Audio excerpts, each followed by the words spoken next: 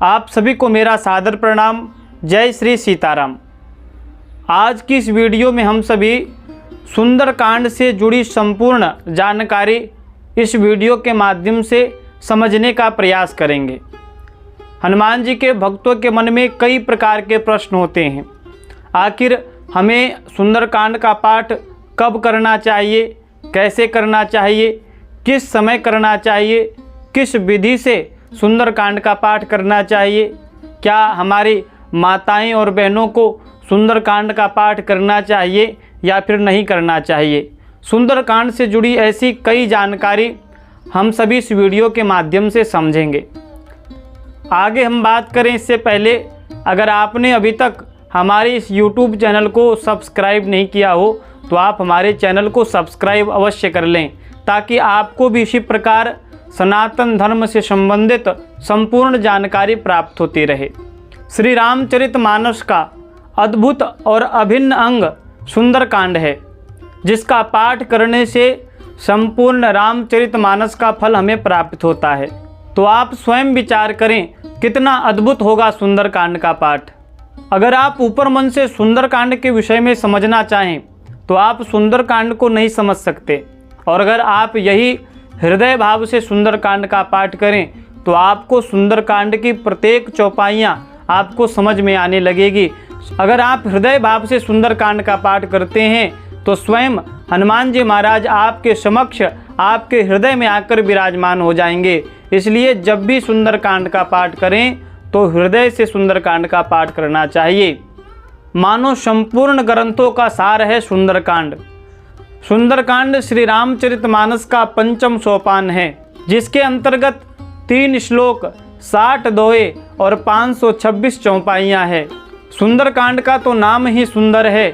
सुंदरकांड की जितनी महिमा बताई जा सके, जितनी महिमा गाई जा सके, वो शायद सुंदरकांड पाठ के लिए कम होगी। सुंदरकांड के पाठ करने से मन, वाणी, बुद्धि और चरित्र ये सभी शुद्ध और सुंदर हो जाते हैं। इसलिए सुंदरकांड का पाठ बहुत ही प्रभावशाली है। सुंदरकांड के पाठ को लेकर कई लोगों के मन में ये प्रश्न उठता है कि क्या हमारी माताओं को, हमारी बहनों को सुंदरकांड का पाठ करना चाहिए या फिर नहीं करना चाहिए।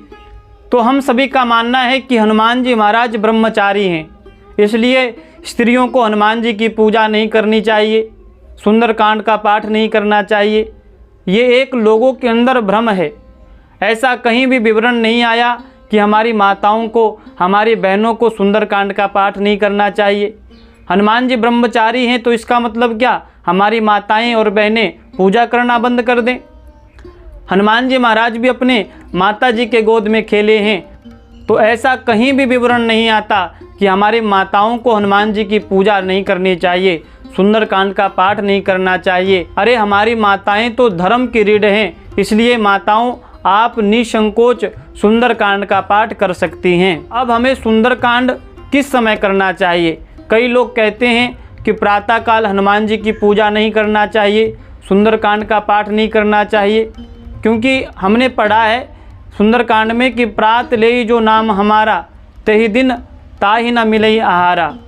जो चौपाई है इसका अर्थ अलग है। आप इस चौपाई से जुड़ी कथा को समझेंगे तब आपको चौपाई के बारे में, इस चौपाई का अर्थ आपको समझ में आएगा। तो आप सुंदरकांड का पाठ प्रातःकाल, मध्याह्न काल, सायंकाल, रात्रिकाल, किसी भी समय आप सुंदरकांड का पाठ कर सकते हैं।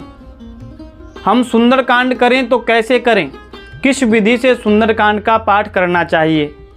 तो देखिए, सबसे पहले सुंदरकांड पाठ करने से पहले शुद्धता का विशेष ध्यान रखना चाहिए। हनुमान जी के समक्ष एक घृत का दीपक या फिर चमेली के तेल का दीपक प्रज्वलित करके सुंदर आसन बिछाकर आसन पर विराजमान होकर स्वच्छ वस्त्र धारण कर कर सबसे पहले संकल्प लेना चाहिए। हनुमान जी महाराज को प्रणाम करके संकल्प ले, हे हनुमान जी महाराज, हम आपके इस सुंदरकांड का पाठ आपको सुनाने जा रहे हैं, इस पाठ को हम करने जा रहे हैं, तो आप कृपा करके इस पाठ को श्रवण करें और इस पाठ करने का जो भी फल हो वो मुझे प्राप्त करवाएं। इस प्रकार से संकल्प लेके आप सुंदरकांड का पाठ प्रारंभ करें।